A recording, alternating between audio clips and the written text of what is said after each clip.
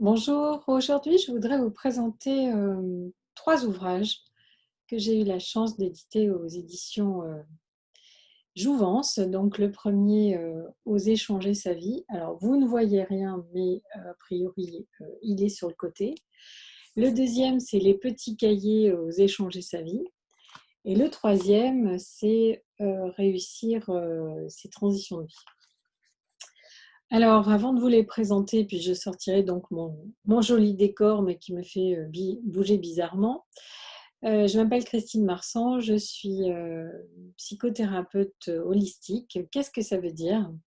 Ça veut dire que je suis psychologue au départ et aussi psychothérapeute et que je prends en considération la globalité des facettes de la personnalité, c'est-à-dire aussi bien les éléments psychologiques que les éléments relationnels, que les éléments transgénérationnels, que les éléments énergétiques ou l'ancrage spirituel. Voilà, donc c'est toutes ces composantes-là que je m'intéresse à écouter chez une personne et aider à révéler.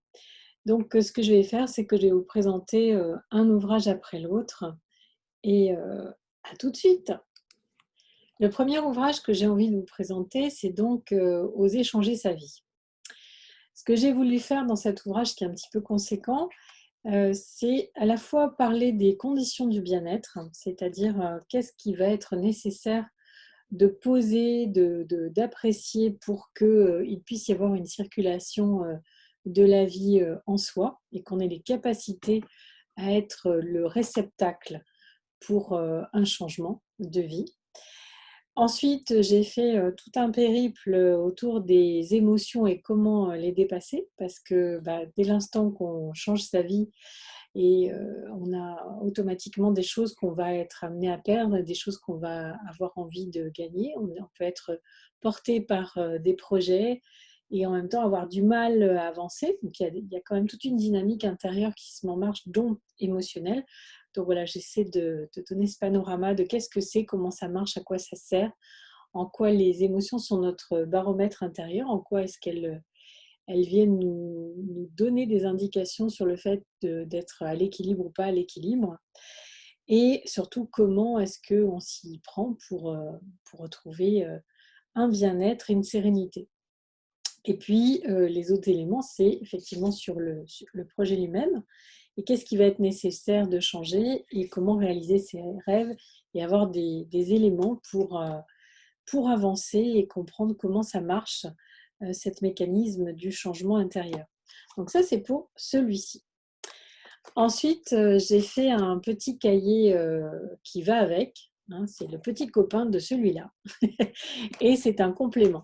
C'est-à-dire que délibérément, il n'y a pas la même chose. Il y a des exercices pratiques pour faire un peu un état des lieux, se dire, bah, tiens, qu'est-ce qui marche bien dans ma vie, quels sont les pans qui sont un petit peu oubliés, qui mériteraient quand même d'être regardés avec plus d'attention, pour savoir entre un désir exprimé, j'ai envie de me focaliser sur telle ou telle chose, par exemple sur un écolieu, sur un changement de lieu d'habitation ou de travail ou autre, mais revenons surtout sur le lieu où on a envie de s'investir.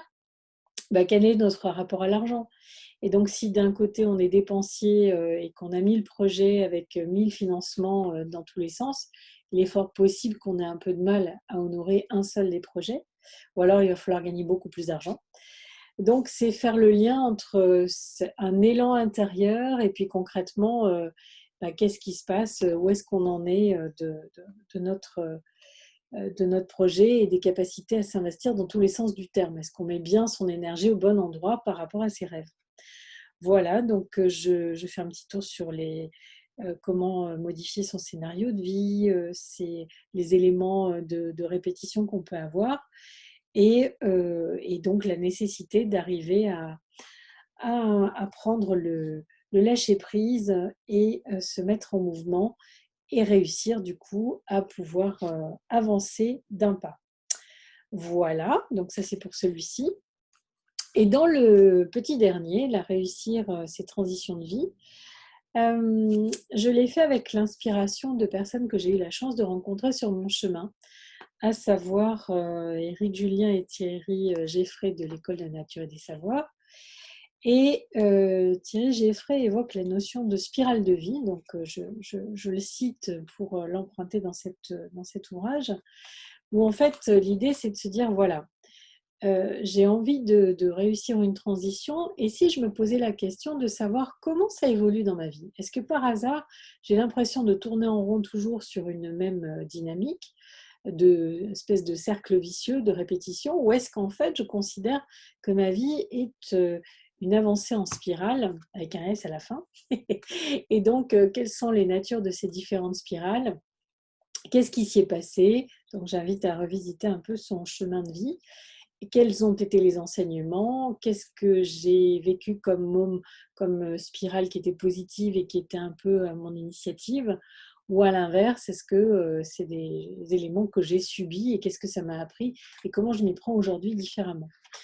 Voilà, et puis je fais aussi le parallèle avec la personnalité parce que chaque personnalité a des talents, mais a le revers de la médaille. Donc par exemple, on peut avoir une personnalité qui est très créative, qui a toujours 1000 projets.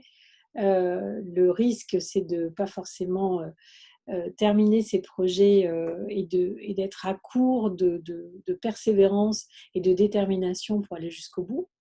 On peut avoir des actifs ou des hyperactifs qui font beaucoup de choses, mais il peut peut-être être nécessaire de ralentir, d'analyser ce qui vient de se passer, de tirer des enseignements avant de repartir à l'action avec tous les risques que ça comporte de surmenage ou d'impatience ou d'exigence de résultats si ça mobilise d'autres personnes. On peut aussi avoir des personnes qui ont vraiment besoin d'avancer avec d'autres et tant que la relation n'est pas saine, et ben en fait, ils n'arrivent pas à avancer. Et d'autres pour lesquels ils vont avoir besoin que tout soit bien ficelé, ordonnancé, sécurisé. Et cette prudence-là est tout à fait louable, mais peut aussi freiner des avancées et des transitions. Donc, mon projet dans ces ouvrages, c'est de vous donner des clés pragmatiques pour arriver à changer de vie. On est dans un contexte de société tout à fait particulier avec le Covid qui est toujours présent, le confinement qui date d'il n'y a pas si longtemps. Et beaucoup de gens qui se sont sentis brassés très profondément avec des choses qui se métamorphosent de façon assez rapide, explicite, et d'autres plus intimes, plus profondes. Et par conséquent, qu'est-ce que ça vient visiter de soi? Qu'est-ce qui est remis en profond changement et comment est-ce qu'on va s'y prendre pour toucher cette résilience intérieure et avancer malgré un paysage complètement incertain, aucune visibilité sur à quoi va ressembler demain et en même temps, est-ce qu'on a envie d'avancer et si on veut avancer, qu'est-ce qu'on se donne comme moyen? Et comment faire pour ne pas tomber dans de l'agitation, ou dans l'impulsivité, allez hop, hop, hop, je fais ça tout de suite parce que j'en ai toujours rêvé, donc j'y vais à fond. Et de l'autre côté, pas non plus tomber dans les procrastinations, c'est-à-dire les résistances au changement, je voudrais y aller mais j'y vais pas, etc. Voilà, donc j'espère vous avoir donné un panorama des ouvrages qui ont été écrits à votre intention. Et si vous le souhaitez, rejoignez-nous dans ce que nous faisons avec Eric, qui est piloter sa transition, qui est un stage qui a lieu 2 fois par an. Ou alors, rejoignez-moi dans les stages que je réalise qui permettent de faire des transitions assez importantes sur le site Chemin de Soi ou sur les différents sites. Vous pourrez toujours retrouver l'information, soit en accompagnement intensif individualisé, soit sur des groupes avec des évolutions qui permettent de faire des sauts quantiques. Je vous souhaite de belles vacances et à très bientôt. Au revoir. Belles vacances.